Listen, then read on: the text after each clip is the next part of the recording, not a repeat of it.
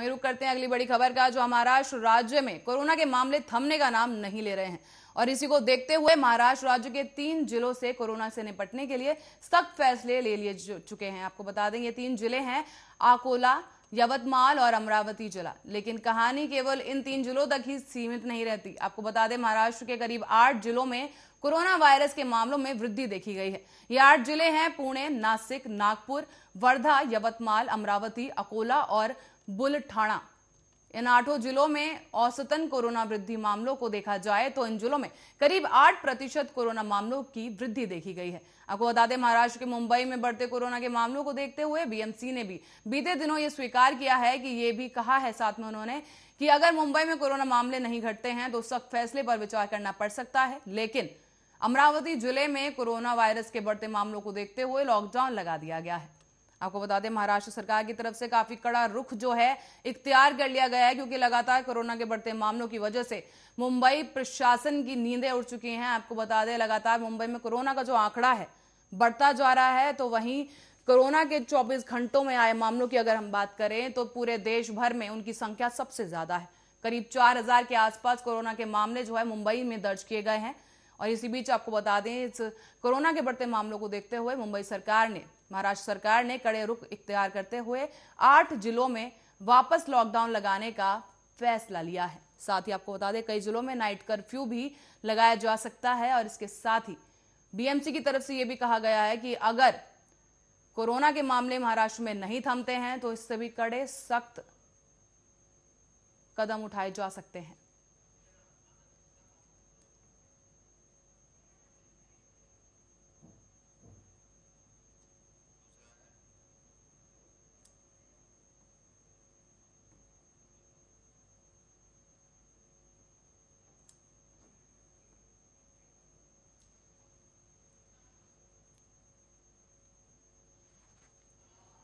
आनंद शुक्ला जी और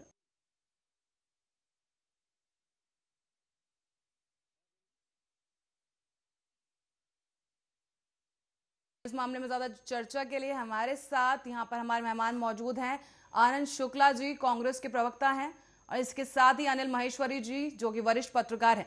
आप दोनों ही मेहमानों का बहुत बहुत स्वागत है आर्या न्यूज में। धन्यवाद जी साक्षी जी। पल्लवी सर जी धन्यवाद। मैं आपसे जानना चाहूंगी लगातार जो है महाराष्ट्र में कोरोना के मामले बढ़ते ही जा रहे हैं, तो क्या लगता है कि क्या मुख्य कारण है कि जो है प्रशासन कहीं ना कहीं लगाम लगाने में नाकाम साबित होता जा रहा है? देखिए इसमें गाइडलाइंस फॉलो करना बहुत जरूरी है, जो कि सरकार इस समय ध्यान नहीं दे रही है। आज दिल्ली में हम लोगों ने कैसे कंट्रोल कर लिया है, क्योंकि हर मेरा कार्यकर्ता, सामाजिक कार्यकर्ता कांग्रेस का एक दूसरे पे नजर रखते हुए, तथा यहाँ पे फाइन हम लोगों ने बढ़ा दिया था कि अगर मास्क लगा के नहीं चल रहे हैं, डिस्टेंसिंग नहीं कर रहे हैं तो यहाँ भी बहुत बुरी तरीके से फैलेगा।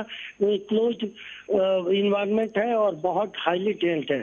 सेम चीज वहाँ पे भी है, बॉम्बे में भी, लेकिन वहाँ के जो पॉलिटिशियन लोग हैं केवल दूसरी चीजों में ज्यादा दिमाग खराब आ रहे हैं।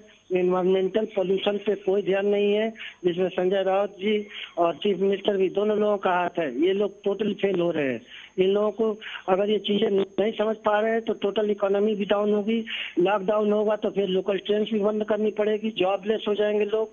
इस बात को ये नहीं समझ रहे हैं। हम लोग बार बार यहाँ पे, हमारी प्रियंका गांधी हमेशा हम लोगों से ये कहती रही कि उत्तर प्रदेश और दिल्ली में कोई भी कोरोना दोबारा नहीं आ सकता है, क्योंकि गाइडलाइन फॉलो करना, दूसरे को समझाना है तथा एक दूसरे से दूरी रखना है, सफाई रखना है। तो इस चीजों में पॉलिटिकल क्यों नहीं इंटरवेंशन करना? यही मैं इन लोगों को सलाह देता हूँ, क्योंकि एक बार फिर इकोनॉमी डाउन होगी और संभालते कम से कम बॉम्बे या महाराष्ट्र को काफी टाइम लग जाएगा। अनिल जी आपसे पूछना चाहूंगी, आपसे जानना चाहूंगी कि क्या लगता है कि जहां एक तरफ देश जो है अनलॉक की तरफ बढ़ रहा है तो वहीं महाराष्ट्र में दोबारा से लॉकडाउन जैसी परिस्थिति पैदा हो गई है, क्या कुछ कहेंगे? नहीं, देश का अभी नहीं पता, लेकिन महाराष्ट्र और केरला 2 स्टेट के जो रिवाइवल हो गया है, दोबारा से कोरोना का प्रकोप बढ़ता जा रहा है, ये हो सकता है कि हिंदुस्तान के बाकी हिस्सों में फैल जाए। ऐसी महामारी के समय हमें चाहिए कि हम पॉलिटिकल बातों से ऊपर उठ कर कि कौन सी गवर्नमेंट क्या कर रही है और क्या नहीं कर रही है, दूसरे हमारे यहाँ जनता को एजुकेट करने की बहुत सख्त जरूरत है, क्योंकि लोग नहीं समझ रहे हैं। अभी नोएडा और से आप बाहर चले जाइए 15 किलोमीटर ग्रेटर नोएडा के पार, ऐसा लगता है कि जैसे कोरोना नाम की कोई चीज ही नहीं है। कोई आदमी मास्क नहीं लगाता, कोई आदमी रूल फॉलो नहीं कर रहा है। तो उसमें तो अनिल जी, कहीं ना कहीं सीधा सीधा आप ये कहना चाह रहे हैं प्रशासन नाकाम बुरी तरह से साबित हुआ है लोगों से कोरोना गाइडलाइंस का पालन कराने में। जी आनंद शुक्ला जी, आपकी प्रतिक्रिया। हॉस्पिटल्स का देखिए, इसमें साफ साफ एक टर्मिनोलॉजी है जो 10 साल से चल रही है, पेक्सिली। पी का मतलब पहला काम होता है पॉलिटिकल, ई का मतलब होता है इको माने इन्वायरमेंट, टी का मतलब होता है टेक्नोलॉजी, एस का मतलब होता है सोशल एक्टिविटी, और एल का मतलब है लेजिस्लेशन माने लीगल वर्क एंड लेजिस्लेटिव्स, और आई का मतलब होता है इंडस्ट्री। वहाँ की लोकल इंडस्ट्री कैसे सेव कर रही है, जहाँ पे मास है, जहाँ पे कम्युनिकेशन है, बस स्टैंड है, रेलवे है, वहाँ पे कैसे हम लोग कर रहे हैं। इसमें पुलिस की और पॉलिटिक्स की दोनों की बहुत बड़ी मदद होती है। एनजीओ वाले अभी नहीं उतर पाए, पता नहीं गवर्नमेंट ने परमिशन दिया था कि नहीं दिया था, ये मुझे नहीं मालूम। कोई एनजीओ का कोई भी आदमी नहीं दिखा। पुलिस ने दिल्ली को संभाल रखा है, और पॉलिटिशियंस जो हमारे खुद के कांग्रेस के कार्यकर्ता हैं, हर जगह खड़े रहते हैं, एक दूसरे को संभालते रहते हैं। झुग्गियों में कोरोना बिल्कुल नहीं है। यहाँ कम से कम 40 लाख आदमी झुग्गियों में रहते हैं। आज एक आदमी को दिखा दीजिए। वही हाल में बॉम्बे के लिए बताया था कि वो रोल मॉडल ये प्ले करे, क्योंकि वहाँ पे खोलियों में लोग ज्यादा रहते हैं, सफाई की ध्यान नहीं दे पा रहे हैं, इसीलिए दिक्कतें हो रही हैं। और यही कारण है कि इसमें पॉलिटिकल से कैसे आप ऊपर उठ पाएंगे। पॉलिटिकल अगर कर ही रहे हैं तो मैं भी याद दिलाना चाहूंगी कि जो है महाराष्ट्र में ग्राम पंचायतों के चुनाव जो है लगातार चल रहे हैं, इसके प्रचार भी चल रहे हैं। तो क्या लगता है कि इसका कोई रोल नहीं है जो जिस तरह से कोरोना बढ़ा है महाराष्ट्र में? क्योंकि करीब 1400 ग्राम पंचायतें हैं महाराष्ट्र में, अगर मैं बात करूं तो। केवल गाइडलाइंस आप अपने उनके लोगों को बताइए, सिखाइए, एकदम सेफ रहेंगे। टीकाकरण हो ही रहा है, टीकाकरण सेंट्रल में काफी हो रहा है। न हो तो दिल्ली से हम लोग कोशिश करेंगे कि यहाँ से डाइवर्ट कर दे, उधर टीकाकरण जहाँ जहाँ पे ज्यादा फैल रहा है वहाँ पे टीका हम लोग जल्दी जल्दी लगवाएं। और अगर कोई रैपिड टीम चाहिए तो हम लोग यहाँ से दे सकते हैं। हम हर्षवर्धन जी हेल्थ मिनिस्टर साहब से बहुत रिक्वेस्ट करेंगे और कराएंगे काम हम। तो वहीं अनिल जी, आपसे आपकी प्रतिक्रिया चाहूंगी कि जिस तरह से जो है महाराष्ट्र में ग्राम पंचायतों की रैली हो रही है, प्रचार हो रहे हैं, तो क्या लगता है उसका भी कहीं ना कहीं एक बड़ा हाथ रहा है कोरोना संक्रमण फैलाने में? अगर वहाँ पे एक तो बड़ी बात क्या है, वहाँ पे अगर फैल रहा है तो ठीक है, नहीं तो बिहार में भी इसी तरीके से था। बिहार में आनंद जी, बिहार में तो ऐसे मामले इस तरह से सामने नहीं आया ना जिस तरह से महाराष्ट्र में सामने निकल कर आ रहे हैं। अनिल जी जवाब दीजिए। हाँ, तो रैलियों पे रोक लगनी चाहिए अगर वहाँ फैल रहा है तो। आनंद जी सुन लीजिए कि उत्तर प्रदेश में दिल्ली में जो है वो उसके जो स्ट्रेन और नए किस्म का कोरोना है वो यहाँ पे आता जा रहा है। तो इसलिए ना तो इसका एक साल से ये पता लग पाया, पूरी दुनिया में, अकेले हिंदुस्तान का मसला नहीं है कि ये कहाँ से आया, कब खत्म होगा, कैसे होगा, ये वैक्सीनेशन कितनी कारगर होगी और वैक्सीनेशन किस स्पीड पर होगी। तो उसमें इंडिया का रोल अच्छा रहा है कि वैक्सीनेशन यहाँ पर बनी है और वैक्सीनेशन का काम चल रहा है। लेकिन इस महामारी का अभी किसी को ये जो कहते हैं प्रकोप जो है, ये जो भगवान का नाम लेते हैं हम लोग बार बार, इसमें भगवान का प्रकोप का किसी को कुछ नहीं। इसलिए और इलेक्शन की जो आपने बात की, तो इलेक्शन तो बिहार में असेंबली इलेक्शन कोरोना के बीच में हुआ। 5-6 महीने हो गए वहाँ इलेक्शन हुए तो वहाँ तो नहीं फैला, जबकि कोरोना उस टाइम पूरी तरह चल रहा था। उससे पहले महाराष्ट्र में भी जो बाई इलेक्शन हुए हैं वो कोरोना में ही हुए हैं, क्योंकि चीफ मिनिस्टर को, महाराष्ट्र के चीफ मिनिस्टर वो नहीं रह सकते थे, 6 महीने होने जा रहे थे, इसलिए उनका चुनाव होना बहुत ही आवश्यक था। तो चुनाव तो चल ही रहे हैं। चुनाव तो डेमोक्रेसी में, प्रजातंत्र के अंदर एक प्रक्रिया है जो किसी भी हालत में नहीं रुक सकती। तो अनिल जी, क्या लगता है अब जैसे नई गाइडलाइंस जिस तरह से जारी की जा रही है महाराष्ट्र गवर्नमेंट की, क्योंकि नींदें उड़ी हुई है, बीएमसी की तरफ से भी आए दिन कड़े निर्देश लिए जा रहे हैं, तो क्या लगता है कि कितना कारगर साबित हो पाएंगे? देखिए ये मेरे बहन जी, दोस्त अगर है नाराज हो, आप पॉलिटिकल देखिए, यहाँ से हम वर्कर बॉर्डर यहाँ नहीं है क्रॉस करके कहीं, दिल्ली में आते ना हैं, आरएसएस वहाँ पे पे रहा है, मास्क ना अगर नहीं बीजेपी लगाए, पे रहा कार है, में ना 2 आदमी कांग्रेस बैठे के हैं, पास है, 2000 की कहीं फाइन लगा किसी दी का जाती है। कोई पॉलिटिकल वर्कर और का कोई ऐसा ये एरिया नहीं है। NGO हम लोग आनंद जी, हमारे एक बार यहाँ अनिल में जी को पूरा कर लेने दीजिए बात, फिर मैं आपसे पूछती हूँ, हाँ, फिर मैं आपके पास आते हैं। सुन लीजिए, हम चलिए, लोगों वो ने कैसे दिल्ली को प्रोटेक्ट किया है। प्रियंका गांधी ने कहा था कि बॉर्डर पे हमारे आदमी खड़े रहेंगे और ये लोग वॉच करते रहेंगे कि कोई एक कार में अगर 2 आदमी जा रहे हैं तो दोनों का मास्क लगाए कि नहीं, नाक ढकी है कि नहीं। हम लोगों ने मोबाइल से फोटो खींच के भेजे, वहां से तुरंत इन लोगों को मना किया गया और गया। आज 2 महीने से लगातार एक भी केस फैला नहीं, क्योंकि दिल्ली से फैलता और पूरे उत्तर प्रदेश में फैल जाता। ये पूरी तरीके से 20 लाख आदमी रोज आते हैं दिल्ली में और 20 लाख आदमी रोज घट जाते हैं, तो कितना तेजी से फैला होगा। आप देखिए, यहाँ पे सिख समुदाय और ये किसानों की रैलियां, इतनी घनी रैलियां हैं कि कहने लायक नहीं। लेकिन वहाँ भी हम लोगों ने गाइडलाइन अपनाए हुए हैं, क्योंकि उसमें भी सारे पॉलिटिशियन ही हैं, लेकिन उसके ऊपर पॉलिटिकल वॉच हम लोग रखे हुए हैं कि हमारे जो डॉक्टर्स हैं उसके अलावा भी सिविल रूप में हमारे कार्यकर्ता हैं, वो वॉच करें, क्योंकि आदमी से ही सब कुछ है, एकदम सुरक्षित है। आप बताइए, इस मॉडल को एक्सेप्ट करने में क्या दिक्कत है? जी अनिल जी, क्या लगता है, केंद्र सरकार की तरफ से गाइडलाइंस भी जारी की गई थी, उन्होंने नोटिस भी जारी किया था कि अपने हिसाब से अपने राज्यों में देखें और जहां पर जरूरत लगती है उस तरह से गाइडलाइंस फॉलो करवाएं, तो लगता है कि महाराष्ट्र कहीं ना कहीं चूक गया केंद्र सरकार के उस सुझाव को मानने में? जी, सबसे बड़ी बात है हमारी मीडिया, जो यहाँ की दिल्ली NCR की जो मीडिया है, जो नोएडा में, हम उसका बहुत बहुत आभारी हैं, क्योंकि इन लोगों ने इतना बढ़िया से प्रचार करके रोका हुआ है। और वहीं देखिए, बॉम्बे में एक से एक वो पागल वहाँ पे एंकर पड़े हुए हैं, क्या नाम है उसका, भारत करके कुछ है, तो वो लोग दूसरे को खाली भड़काऊ एंकरिंग करते हैं, लेकिन उन लोगों को ये पता नहीं होता कि सोशल सर्विसेज भी कोई चीज होती है। ये कितना आसान काम है, 24 घंटे सभी के घरों में टीवी चलता रहता है, सब बातें आती रहती है। हमारे तो यहाँ पे टोटल मीडिया का 1 नंबर पे मीडिया है जिन्होंने कंट्रोल कराया, 2 नंबर पे पुलिस है, 3rd नंबर पे एडमिनिस्ट्रेशन और डॉक्टर्स है। कैसे कंट्रोल कर लिया दिल्ली को? सबसे कम मौतें हुई हैं यहाँ।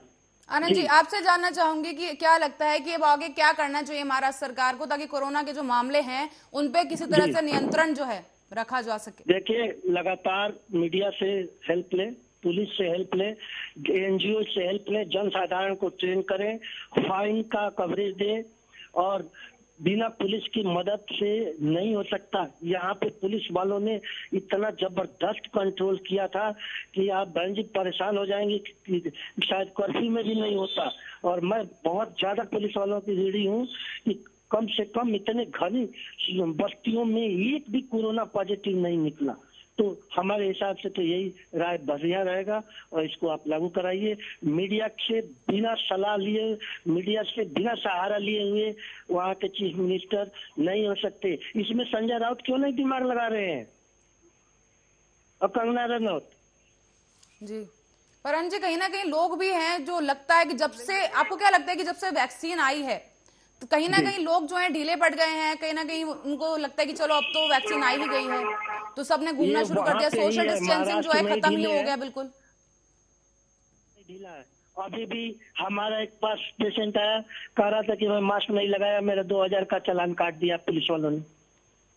तो यहाँ पे अगर आपको ये नहीं पता चलेगा कि मेरी मौत मेरी नाक के इधर घूम रही है, तब तक हम मास्क नहीं लगाएंगे, और बिना मास्क के बचना बड़ा मुश्किल है। सही कह रहे हैं आप जी। अनिल जी, आप कुछ कह रहे थे? जी, जब तक जागरूकता नहीं फैलेगी, मैंने आपसे अभी भी अर्ज करा है कि ग्रेटर नोएडा के उस पार तो लगता ही नहीं कि कोरोना रहा कभी, यहाँ कोई परवाह नहीं कर रहा। अगर आप मास्क लगाए जाते हैं अलीगढ़ में या मथुरा में यहीं की, तो ऐसा लगता है कि लोग आपकी मजाक उड़ाते हैं कि ये आदमी कहाँ से आ गया, ये मास्क लगाए फिर रहा है। तो मतलब कहीं ना कहीं लोगों में कड़ाई से इस चीज को पालन करवाने की जरूरत है, जहां कहीं ना कहीं प्रशासन फेल होता नजर आ रहा है महाराष्ट्र में। जी, देखिए, यूपी में बाहर से नहीं आया, हमने एयरपोर्ट बंद कर दिया, रेलवे प्लेटफॉर्म बंद कर दिया। आनंद जी सुन लीजिए, आनंद जी कुछ कह रहे हैं जी। उनको जागरूकता उनको फैलाएं, वो कहीं काम कहीं नहीं हो रहा है। तो ये सीधे सीधे प्रशासन का ही फेलियर है ना, हाँ कि लोगों में अब वो डर नहीं है, आप कहीं ना देखिए, कहीं लोगों में डर नहीं है, उन्हें लगता है वैक्सीन आ गई है, मिल ही जाएगी, अब क्या कोरोना से डरना। और फिर सोशल डिस्टेंसिंग की भी अब लोग पालन नहीं करते नजर आ रहे हैं। दोषारोपण करते रहते हैं। हम बड़ी आसानी से एक दूसरे पर दोषारोपण करते हैं। हम कहते हैं कि प्रशासन, मैं कहता हूँ प्रशासन फेल है, लेकिन बाकी राजनीतिक दल या एनजीओ या समाज सेवी संस्था, उनका ही क्या रोल रहा है इसके अंदर? तो आपके हिसाब से अब किस तरह से प्रशासन को काम करना चाहिए या महाराष्ट्र सरकार को और क्या कड़े कदम उठाने चाहिए? है जब तक आएगा, हमारे यहाँ झुग्गी झोंपड़ी है, जिस तरह से सैनिटेशन नहीं है, सफाई नहीं है, और उसके बावजूद भी कोरोना उस महामारी की तरह नहीं फैला जैसी आशंका थी, तो उसके पीछे वो कोई राम जी की कृपा है। राम जी के भरोसे हैं यहाँ, तो भगवान के या राम का नाम न लें तो ये हो जाएगा कि साहब ये तो आरएसएस वाला प्रचार है, क्योंकि इसमें किसी को कुछ पता नहीं है कि इस बीमारी का क्या इलाज है, कैसे आई है, कब जाएगी, क्या होगा।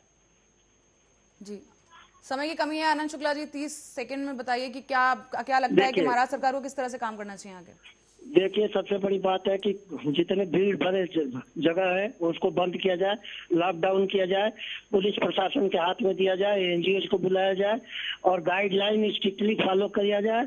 नहीं तो कोठरियों में भी फैलेगा, हर कोठरियां सील हो जाएंगी, हर जगह की खोलियां बंद हो जाएंगी और फिर से लोकल ट्रेन बंद करना पड़ेगा, क्योंकि तीसरी लहर महंगा होगा। हमारे यहाँ दिल्ली में 60% से ऊपर लोगों को एंटीबॉडीज डेवलप हो गई है बॉडी में, और राम या श्याम या अल्लाह सब मिलकर काम कर रहे हैं। लेकिन ये पॉलिटिशियंस की जिम्मेदारी है, वहाँ के पॉलिटिशियंस को ट्रेन कराइए और नहीं तो कहिए इस्तीफा दे चले, छोड़ के जाइए, हम दिल्ली वाले संभाल लेंगे। जी, बहुत बहुत शुक्रिया आनंद शुक्ला जी और अनिल महेश्वरी जी, आप लोगों का हमारे साथ जुड़ने के लिए।